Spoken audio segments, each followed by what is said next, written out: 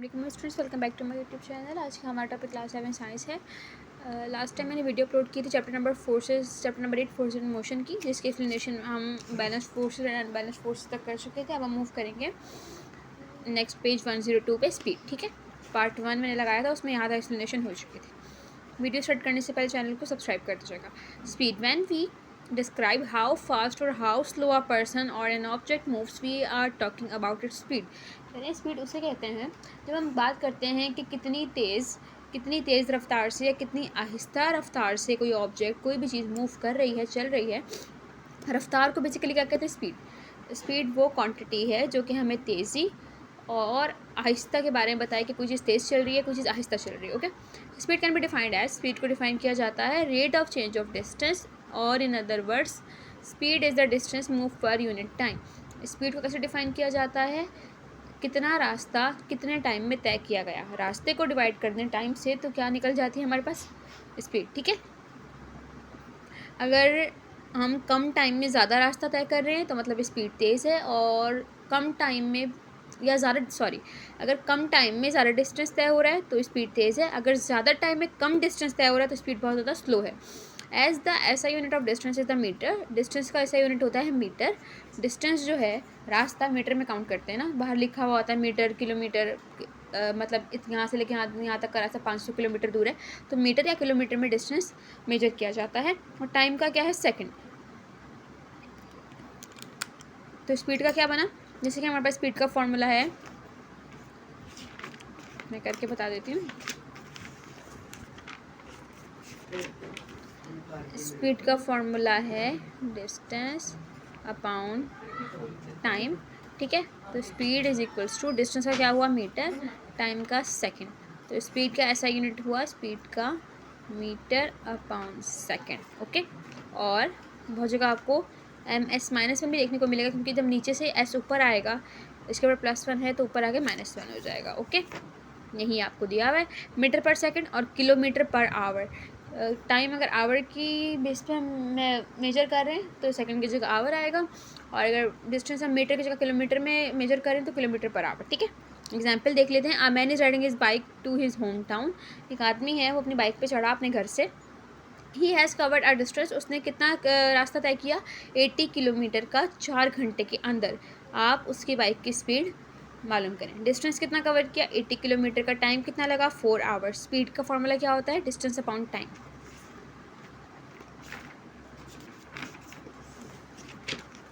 Speed is equals to distance upon time. Distance कितना था? 80 kilometre का, और टाइम कितना था? 4 hours.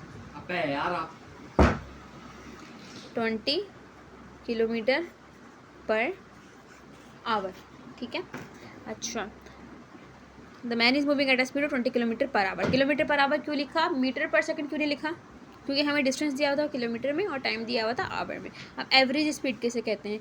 The speed of a moving object may keep changing during a journey. कह रहे हैं स्पीड जो है हमारी चेंज होती रहती है जर्नी में। कब जब ब्रेक आता है तो फिर स्पीड हम बहुत ज़्यादा आहिस्ता कर लेते हैं और ब्रेक लगाते हैं। ठीक है, कह रहे हैं जब रास्ता कोई हम डिस्टेंस कोई भी तय कर रहे हैं, पॉइंट A से पॉइंट B तक। पॉइंट A B कौन सा है? जहाँ से हमने स्टार्ट किया है A, और B कौन सा है? जहाँ पे हम रुकें। अच्छा, पूरा जो हमने रास्ता तय किया उसमें स्पीड एक ही नहीं रहेगी, स्पीड चेंज होती रहती है। Therefore it is more usual to define average speed than actual speed। Actual speed क्या होती है, जो कि मैंने यहाँ पे बताई थी, और एवरेज स्पीड क्या होती है आगे पढ़ेंगे। Average speed over a complete journey can be calculated. Average speed को कैसे कैलकुलेट किया जाता है? Average speed is equals to total distance upon total time taken. सारे डिस्टेंस को मिला के सारे टाइम टेकन से डिवाइड कर दें तो एवरेज स्पीड आ जाती है। ठीक है, कि इसने एवरेज इतना निकाला है, इतनी स्पीड निकाली है। ठीक है, एग्जाम्पल है, मैं सामने ड्राइव करती हैं 164 किलोमीटर कराची से हैदराबाद 2 घंटे में, and then back from Hyderabad to Karachi 3 घंटे में। सही है, जब वो कराची से हैदराबाद गई तो 164 किलोमीटर रास्ता तय किया 2 घंटे में, वापस आने में 3 घंटे लगाए। तो वापस आने में उन्होंने कम स्पीड रखी थी और जाते हुए तेज़ स्पीड रखी थी। टोटल डिस्टेंस कितना है? 164। दो दफ़ा डिस्टेंस नहीं दिया गया, क्योंकि कराची से लाहौर का 164 था, लाहौर से वापस कराची भी 164 ही होगा। दोनों को प्लस कर लिया, 328 किलोमीटर हो गया। टोटल टाइम टेकन कितना है? 3 घंटे, 2 घंटे, 5 घंटे हो गए। 328 को डिवाइड करें 5 से 65.6 किलोमीटर पर आवर आएगा, जो कि एवरेज स्पीड है जाने की भी और वापस आने की भी। ये सिर्फ स्पीड होती है सिर्फ जाने की, और एवरेज स्पीड होती है जाने की भी और फिर वापस आने की। ठीक है। डिस्टेंस टाइम ग्राफ बताते हैं कि कितने टाइम में कितना डिस्टेंस तय हुआ है।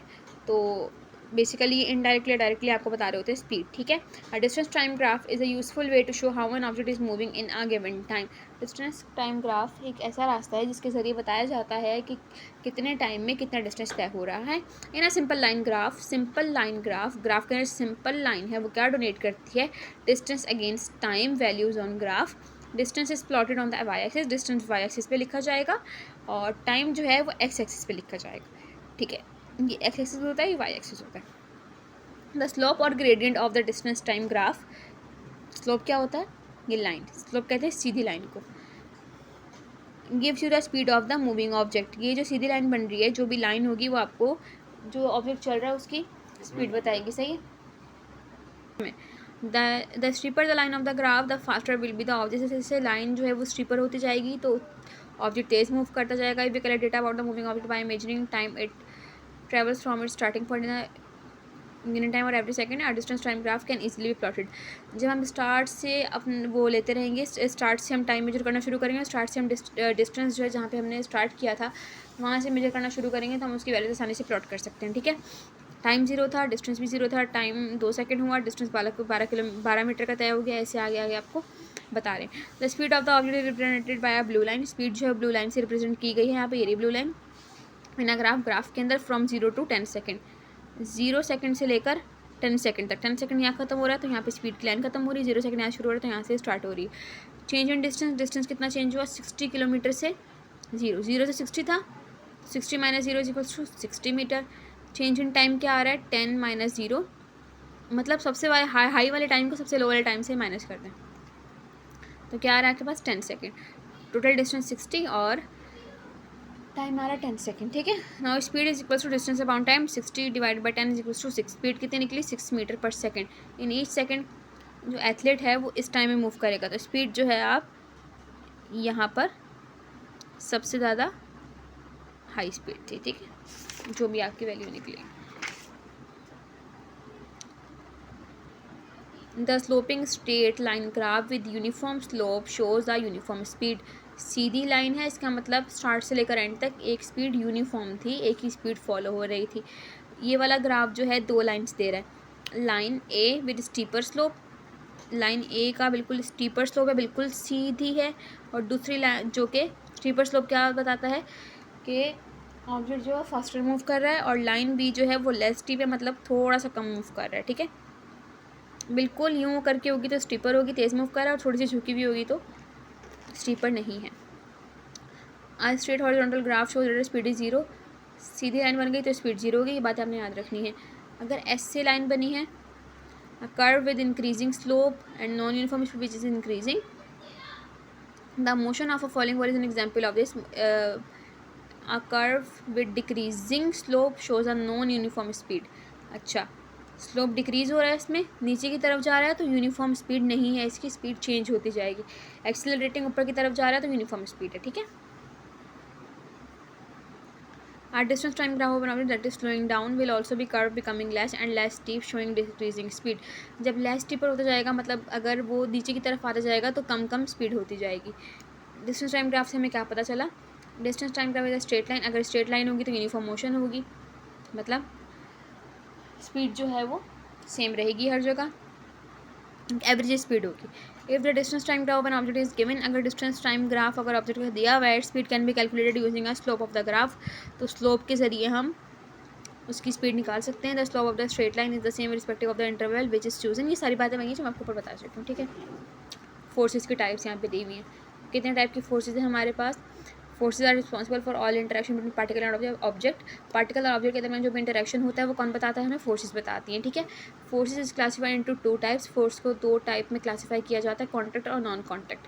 कॉन्टैक्ट क्या होती हैं, forces which can be applied only when it is in contact with object, वो फोर्स जो जब भी अप्लाई हो सकती है, कॉन्टैक्ट फोर्स कहते हैं जो जब भी अप्लाई हो सकती है जब दोनों चीज़ें एक दूसरे के कॉन्टैक्ट में हो।